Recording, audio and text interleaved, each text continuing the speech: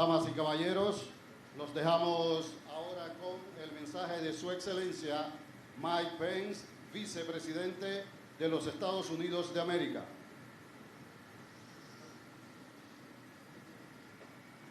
Well, thank you. Bueno, muchas Thank you, gracias. Madam Vice President. Muchas gracias, señora vicepresidenta, por sus amables palabras y por esta calurosa bienvenida a Panamá para mí y para mi hermosa esposa Karen aquí presente. Antes de comenzar, me gustaría abordar el horrible ataque terrorista que acaba de suceder en Barcelona, España, hace unas horas. Todas estas situaciones nos entristecen y como dijo el presidente hoy, los Estados Unidos. Scenes of carnage and mayhem sicken us all. And as the President said earlier today, the United States condemns this terror attack, and we will do whatever is necessary to help. Whatever inspired today's terror attack, the United States stands ready to assist the people of Spain and find and punish those responsible. On this dark day, our prayers and the prayers of all the American people are with the victims, their families, and the good people of Spain. Thank you. Vice President St. Malo, Administrator Quijano, Minister Roy, Ambassador Gonzalez-Revilla, Ambassador Feely, members of the Panamanian government, distinguished business leaders, outstanding students, and honored guests. It is a privilege for me and my wife Karen to be here today at this great pathway to prosperity, the Panama Canal. Thank you for this very warm welcome.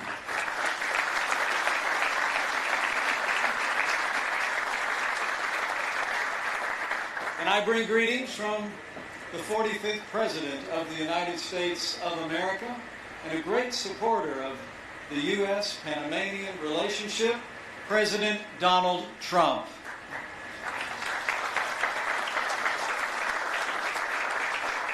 Now I'm here today on the President's behalf because the Western Hemisphere and our great ally here in Panama are a key priority for our administration. Under President Donald Trump, the United States will always put the security and prosperity of America first.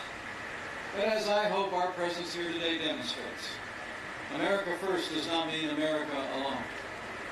Today, as in ages past, the interests of the United States and Latin America are intertwined. Our security and prosperity will rise in tandem, and our futures are forever linked. As President Trump has said, we will seek, in his words, a future in the Western Hemisphere where the people of each country can live out their dreams. And so I say to all of you, the United States of America stands with Latin America to realize those dreams and achieve the historic progress that will benefit us all. Over the past week, I've traveled across the wider region to deepen our friendships and strengthen our partnerships. And there's no better place to conclude my trip than here in Panama. The bond between our nations was forged in the fires of liberty ever since the sailors of the USS Nashville helped bring life to Justo Arosemena's dream of Panamanian independence. The American and Panamanian people have been linked. The United States was the first country in the world to recognize Panama as an independent nation. And just as we stood with Panama then, we stand with Panama today as your partner in commerce and your friend in freedom. And the Panama Canal itself is a manifestation of our bond, forged with Panamanian grit and American know-how and Pittsburgh steel. It's amazing as I stand here today beside its newest lock. I cannot help but be humbled by this magnificent monument to our partnership. The story of the Panama Canal is an inspiration, and it can never be told enough.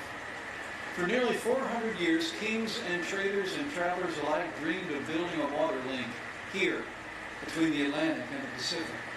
They drew their maps, they charted their paths, they surveyed the land around us, but None could figure out how to begin, much less complete this Herculean task.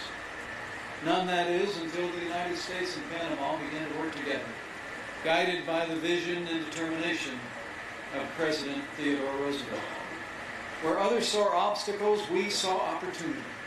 Where others saw challenges, we saw a chance to change the world. Where others saw the impossible, we saw the inevitable. And we rushed in to meet our destiny. Building the Panama Canal was a challenge of magnitude, not miracles. And it brought out the best of the American spirit, our boundless energy, our matchless ingenuity. While the barriers we faced grew more and more, our determination to break them down grew even faster.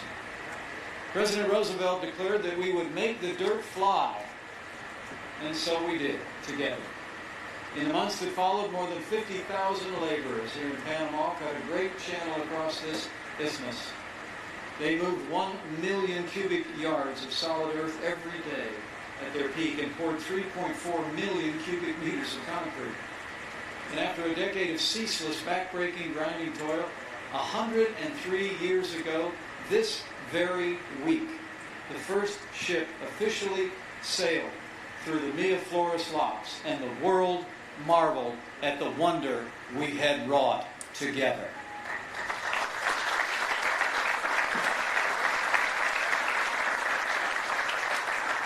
The Panama Canal changed the face of the earth. It united the Atlantic and Pacific, and it took not only Panama but the Western Hemisphere from the margins of global commerce to the very center of the world. But just as remarkable is what Panama itself has achieved since you took on the stewardship of this canal just 2 decades ago. Panama initiated the largest expansion of the canal since its construction more than a century ago. And we stand right now at the new Cocoli Locks, the crowning achievement of this historic project. This expansion was nearly as audacious and momentous as the original construction. It required the excavation of a huge new channel, the expansion of the originals, moving 3/4 as much earth as we did more than a century ago. It put enough steel into the ground to build 29 Eiffel Towers. Yours was an accomplishment of great consequence, and the reverberations can already be felt in the United States and across the wider world.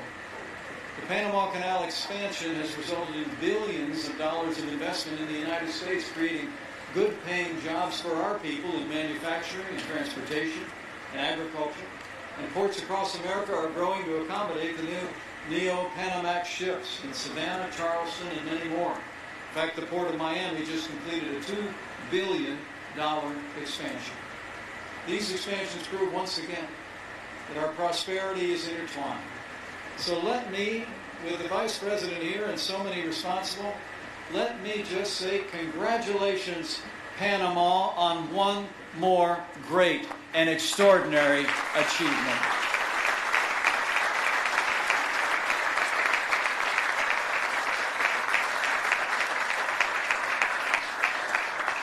But I didn't just come here today to talk about the Panama Canal.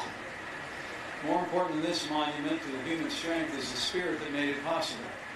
A spirit of optimism, confidence, and the unwavering belief that we can accomplish anything when we steel our minds and embrace our futures together. The challenges and opportunities we face today are different than the ones we faced more than a century ago. But the United States and Panama's drive to achieve them remains just the same. And in President Donald Trump, I think the United States once again has a president whose vision, energy, and can-do spirit is reminiscent of President Teddy Roosevelt. Think about it. Then as now, we have a builder of boundless optimism who seeks to usher in a new era of shared prosperity all across this new world. Then as now, we have a leader who sees things not just as they are, but for what they could be. And then as now, we have a president who understands, in his words, a nation is only living as long as it is striving. And just as President Roosevelt exhorted his fellow Americans to dare to be great, President Donald Trump has dared our nation to make America great again. And we'll do it with all of our friends in the world.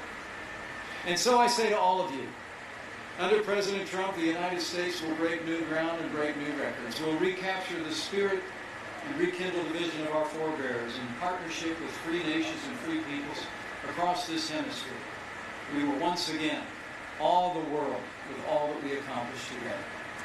Today, I believe that one of the greatest opportunities before us is to build on the legacy of trade that made the last 100 years so historic for this hemisphere.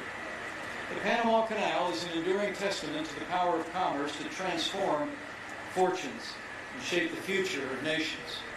In just over a century, more than 1 million ships have traversed these locks. As many as 15,000 ships sail through here every year, and 2 of every 3 either began or will conclude their journey in the United States. Our prosperity depends on this 48-mile path, and this is even more true following the Panama Canal's expansion and the locks that stand beside me today. Today, thanks in no small part to the Panama Canal, the United States is the largest trading partner for nearly 2/3 of the hemisphere, with a total two-way trade of $1.6 trillion. We trade twice as much with our neighbors in this hemisphere as we do with China. And we export more to the Americas than we do to all of Asia combined. But despite this progress, the untapped potential, we believe, is still vast. Global trade is more important than ever before. And the task before us today is how we'll be able to unleash the flow of commerce in new and renewed ways for the benefit of all our nations in this hemisphere. As we speak, countries across this hemisphere are enacting bold reforms to unshackle their economies and empower their citizens to claim their futures. These efforts are important and laudable, and the United States urges continued action by Latin America's leaders to break down barriers to opportunity and success. But so too, we must together inaugurate a new era of free and fair trade based on the principle of mutual benefit. Make no mistake about it. The United States of America wants to trade even more with our neighbors in Latin America.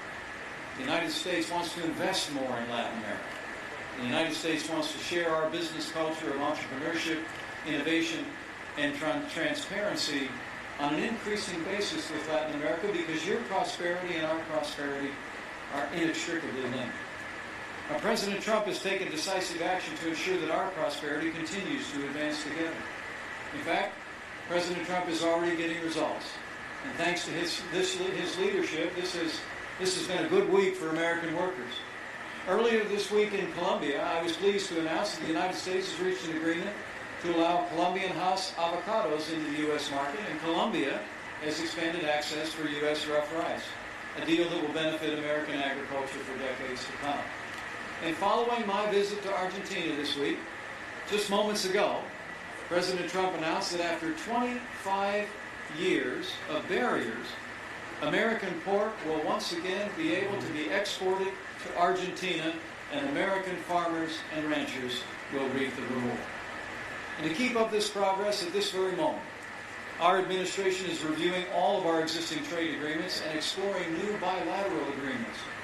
And in all that we do, President Trump will be fighting to ensure that our trade agreements are free and fair and create jobs and opportunities for workers in the United States and in the nations that partner with us. The United States has free trade agreements with 12 countries in this hemisphere, including Panama. These deals have been beneficial, but however good our agreements may be, they can all invariably be made better. That's why just yesterday, the United States, Mexico, and Canada officially began to renegotiate the North American Free Trade Agreement. Simply put, we seek a deal in the original spirit of NAFTA, one that holds to our highest ideals of free and fair trade and brings tangible benefits to American workers. And Canada and Mexico agree that NAFTA has significant room for improvement to ensure a level playing field for all. And as I told Prime Minister Trudeau last month, we will work together for a win-win-win outcome as we renegotiate NAFTA. And I'm confident that under President Trump's leadership, we will modernize NAFTA and bring it into the 21st century. The President and I are committed to bring this vision of mutually beneficial trade to all of the United States commercial relationships in the Western Hemisphere and all over the world.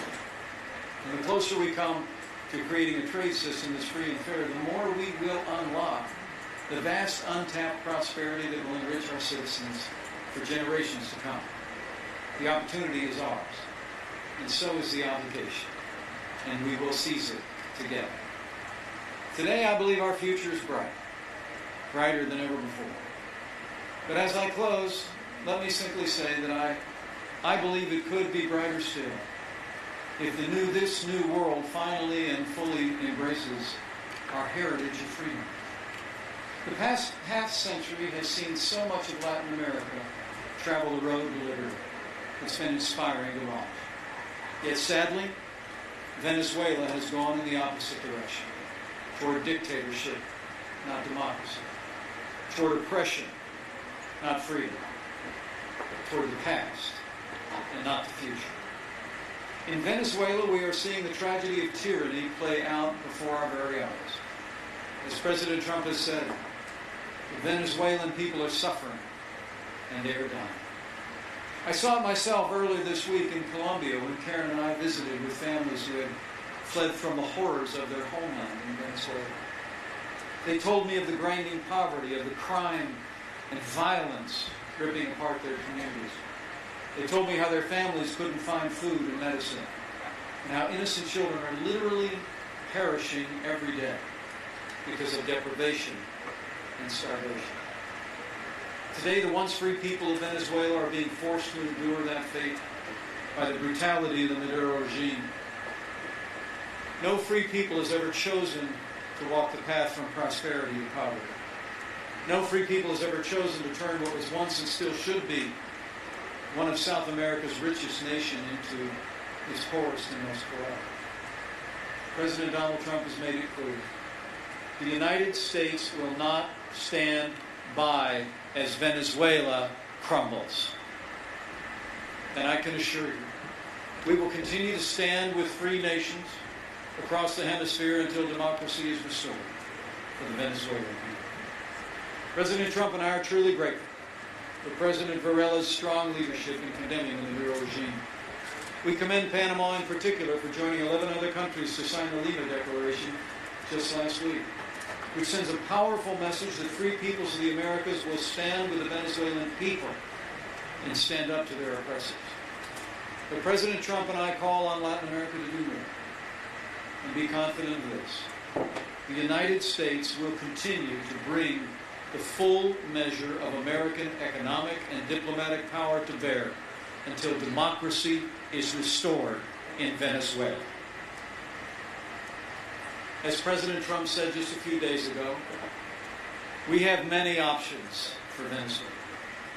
But the President and I remain confident that working together with all our allies across Latin America, we will achieve a peaceable solution to the crisis facing the Venezuelan people.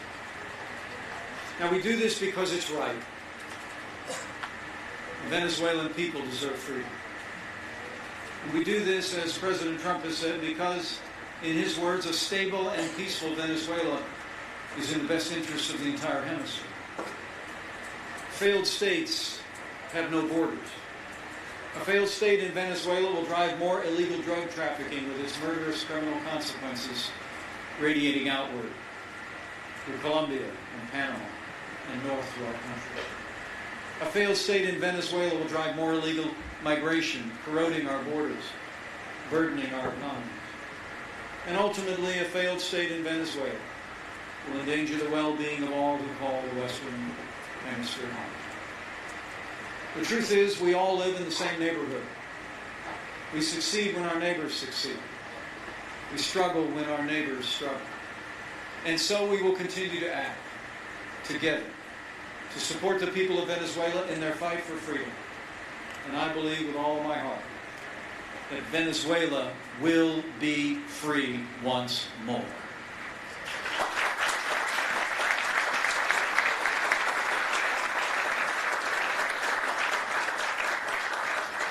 The truth is, freedom is the birthright and legacy of all the peoples of this new world.